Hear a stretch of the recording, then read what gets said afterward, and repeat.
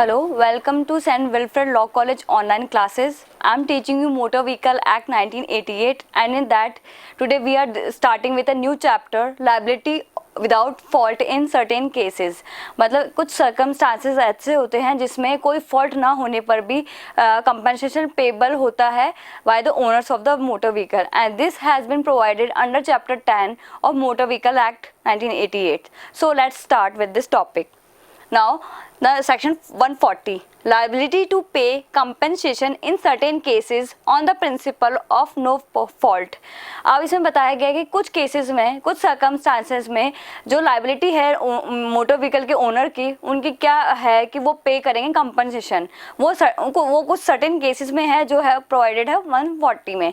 तो सेक्शन 140 ये कहता है कोई भी पर्सन जिसकी डेथ हो गई है या वो पर्सन परमानेंट डिसेबल हो गया है due to the accident occurred, और जो एक्सीडेंट हुआ है उसकी वजह से वो उसकी जो डिसेबिलिटी और डेथ हुई कॉज हुई है, तो in that case the owner of the vehicle और the owners of the vehicle means the single owner, and where there are more than one owner, then in that case all the owners are severally or jointly liable to pay compensation to the victim of that accident. Means किसी भी person की जिसकी death या उसकी permanent disability अकर हुई है किसी accident की वजह से, एंड वो एक्सीडेंट किसी मोटर व्हीकल से हुआ है, तो in that case the owner जो उसका ओनर होगा मोटर व्हीकल का, या फिर ओनर्स जो मोर देन वन ओनर है, तो in that case all the owners are jointly, मतलब सारे एक साथ या फिर सेवरली अलग अलग सब लाइबल होंगे to pay compensation to the Clement. जिसका वो क्लेम बनता है उसको वो कंपनसेशन लाइबल होंगे पे करने के लिए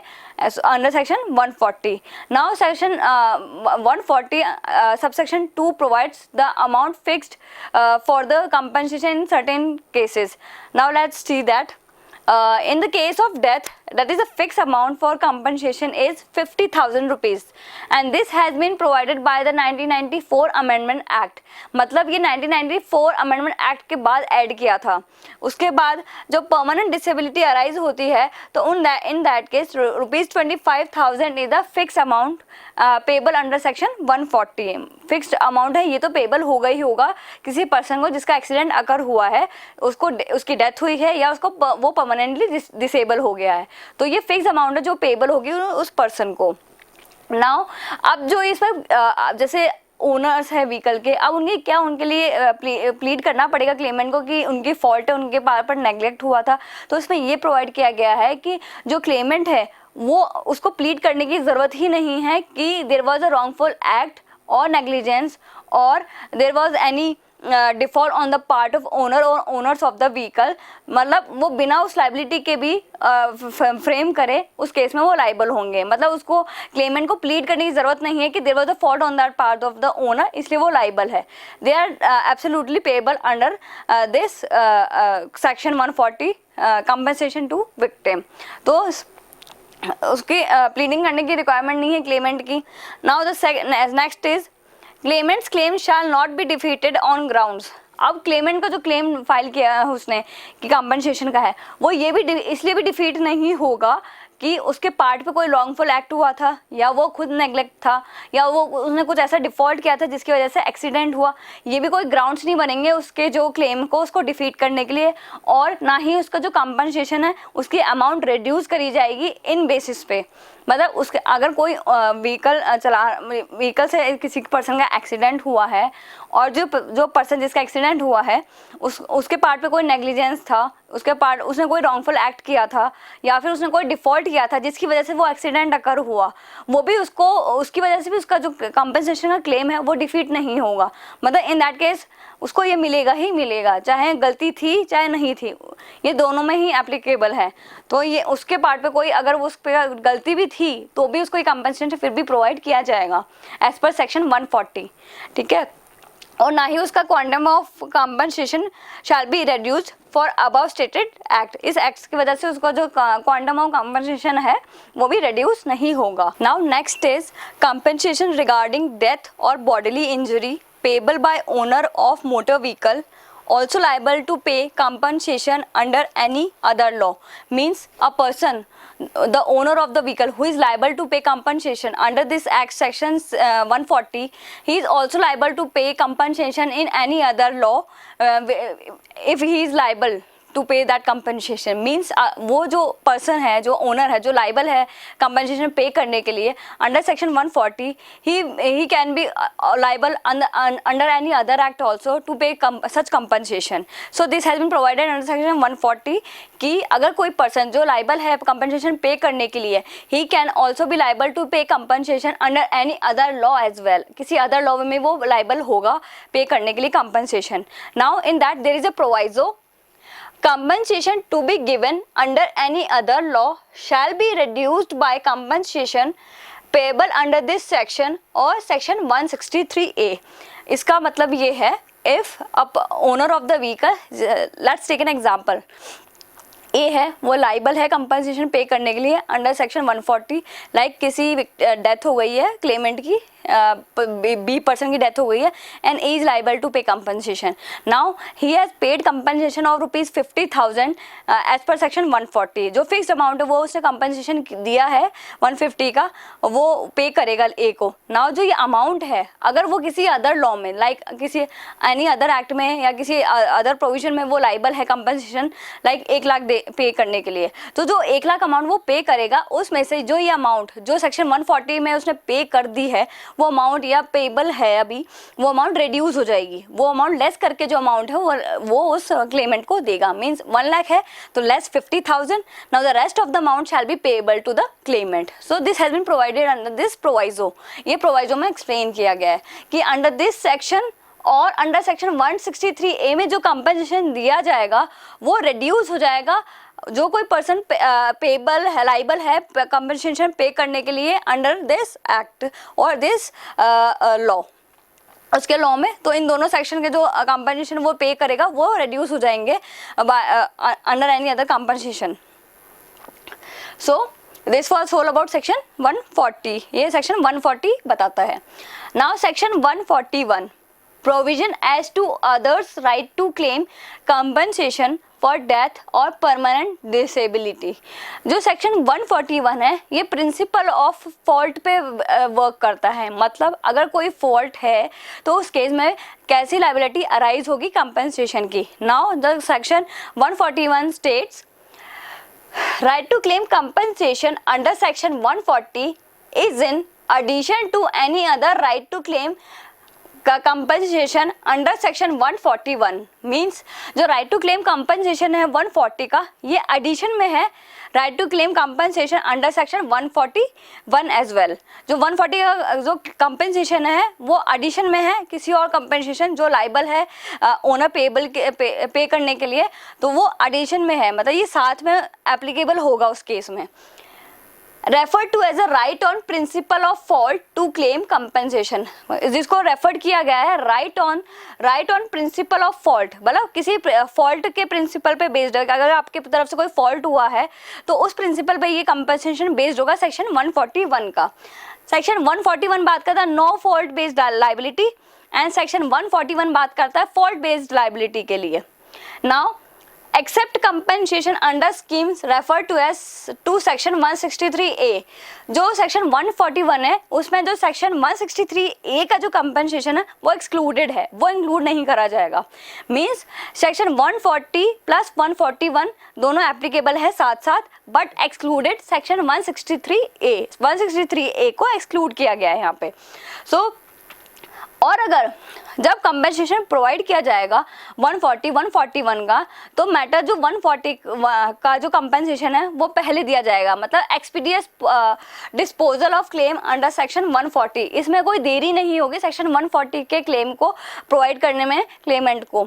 जो भी क्लेम जो अंडर सेक्शन 140 है वो क्लेम जल्द से जल्द प्रोवाइड किया जाएगा क्लेमेंट को.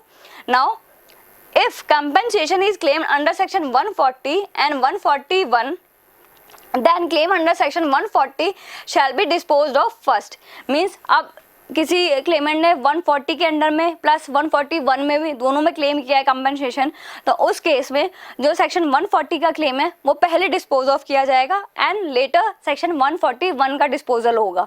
फर्स्ट प्रायोरिटी जो है कंपनसेशन की अंडर सेक्शन 140 मिलेगी क्लेमेंट को and after that 141। So now let's move on to this. When person liable to pay compensation under section 140 and also liable to pay compensation on principle of fault, then such person is liable to pay।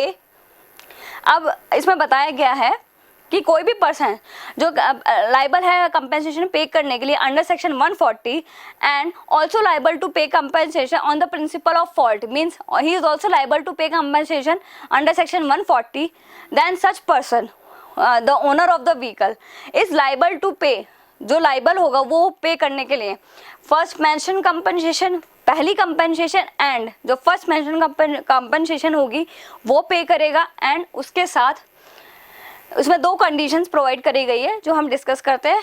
अगर first compensation is less than second compensation then the amount in excess to first compensation shall be payable. Means अब इसको हम example से समझते हैं। Like अगर first compensation है वो ₹50,000 का है जो कि लेस देन है सेकंड कंपनसेशन क्योंकि वो 75,000 का है, तो जो फर्स्ट मेंशन कंपनसेशन होगा उसके साथ जो अमाउंट पेएबल होगी वो तो रेस्ट अमाउंट दोनों का जो लेस करके 75 माइनस 50 जो अमाउंट बचता है लाइक 25,000 अमाउंट बचता है, then ₹25,000 of second compensation is payable. Means जो एक्सेस अमाउंट है to more than the first compensation, जो एक्सेस अमाउंट आएगी वही पेएबल होगी सेकंड कंपनसेशन की, अदर देन वो अमाउंट पेएबल नहीं होगी।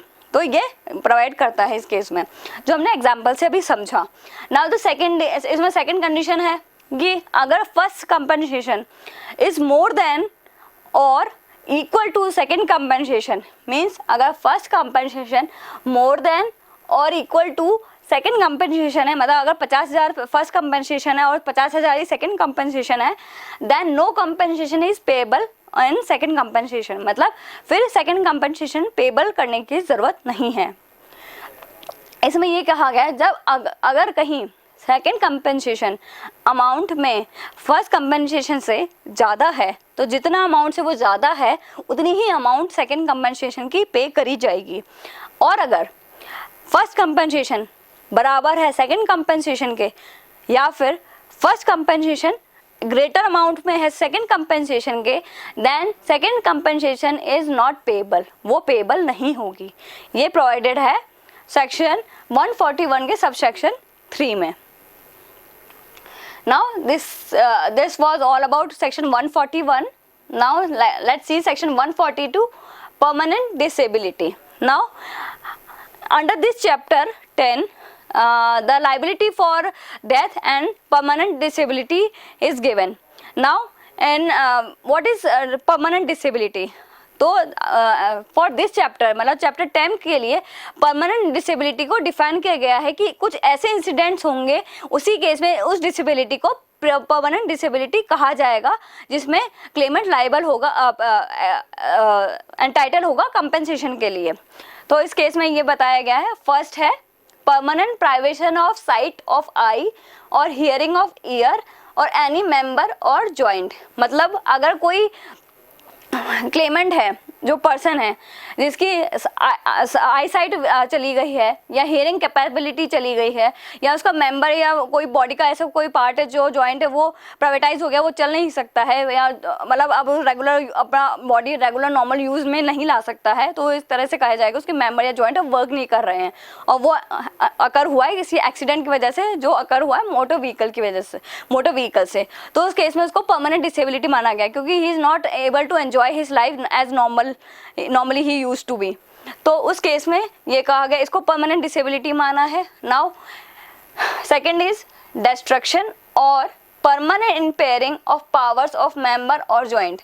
या तो डिस्ट्रक्शन या permanent impairing of powers of members और जॉइंट, मतलब कोई ऐसा हैंड है जिसने आप काम करना बंद कर दिया है, या कोई लेग है, कोई कुछ ऐसा हो गया है कि अब वो अपनी बॉडी को नॉर्मली यूज़ नहीं कर सकता, व्हील चेयर पर आ गया है, तो ये परमानेंट डिसेबिलिटी है कि वो अब नॉर्मल लाइफ अपनी एंजॉय नहीं कर सकता, तो इसे भी परमानेंट डिसेबिलिटी में माना है कि वो व्हील चेयर पर आ गया, ना ही कैन नॉट रन, उसकी टांग काट दी गई, किसी एक्सीडेंट में कट गई, तो एक तरह से वो प्राइवेटाइजेशन या डिस्ट्रक्शन हो गया उसकी बॉडी पार्ट का, तो वो एक तरह से परमानेंट डिसेबल है, वो नॉर्मल लाइफ नहीं जी सकता है, तो उसको परमानेंट डिसेबिलिटी में इंक्लूड किया गया है। परमानेंट डिसफिगरेशन ऑफ फेस और हेड, किसी पर्सन का फेस या हेड पूरी तरह से डिसफिगर हो गया है, जैसे वह नॉर्मल दिखता था वो वैसा नॉर्मल नहीं रह गया है, तो उसको भी परमानेंट डिसेबिलिटी में माना गया कि अब वो उसका चेहरा वैसा नहीं रहा है जैसा हुआ करता था, मतलब पूरा डिस्ट्रॉय हो गया है, तो उसमें उसको परमानेंट डिसेबिलिटी में काउंट किया गया है। So this was all about section 142 permanent disability, जिसके अकॉर्डिंग सेक्शन 142 में दिस चैप्टर में डिसाइड किया जाएगा कि परमानेंट डिसेबिलिटी क्या है और किस चीज़ को किस अंडर कैटेगरी में परमानेंट डिसेबिलिटी को कैटेगराइज किया जाएगा। So that's all about section 142 permanent disability. Now let's see section 143 which talks about application of this chapter to Workmen Compensation Act 1923, means the provisions of this chapter, that is chapter 10, liability in liability without fault in certain cases shall be applicable to the Workmen Compensation Act 1923 with certain modifications, means जो ये chapter है chapter 10 जो बात करता है without fault based liability की, it will be applicable in workman's compensation act 1923, मतलब उसमें भी इस चीज़ को इंक्लूड किया जाएगा, इसके अकॉर्डिंग ही वहाँ पे कंपनसेशन को डिसाइड किया जाएगा। तो ये प्रोविजन जो चैप्टर के 10 के जो हैं same will be applicable in the case of workman's compensation act 1923 with certain modifications, वहाँ पे कुछ मॉडिफाई करके उन चीज़ों को सेम ये एप्लीकेबल होगा, ये सेक्शन 143 प्रोवाइड करता है। नाउ सेक्शन 144 ओवरराइडिंग इफेक्ट, जो चैप्टर 10 है ये ओवरराइड करेगा अदर लॉज को and other provisions of this act, मतलब जो कंपनसेशन इस चैप्टर में प्रोवाइडेड है, जो डेफिनेशन ऑफ परमानेंट डिसेबिलिटी है या फिर जो भी कंपनसेशन का क्राइटेरिया है डिसाइड करने का, it will have a overriding effect to any other law और any other provisions of this act, मतलब उस पर होलराइड इफेक्ट करेगा, इस पर कोई अदर प्रोविजंस या फिर अदर लॉज का कोई इफेक्ट नहीं होगा। It is the wholesome criteria to decide the compensation under motor vehicle act in certain cases where there is no fault based liability, no fault based liability के matters में ये अपने आप में सुप्रीम है, जिसके अकॉर्डिंग कंपनसेशन डिसाइड होगा। सो that's all for today about the liability without fault in certain cases, and the topic is completed.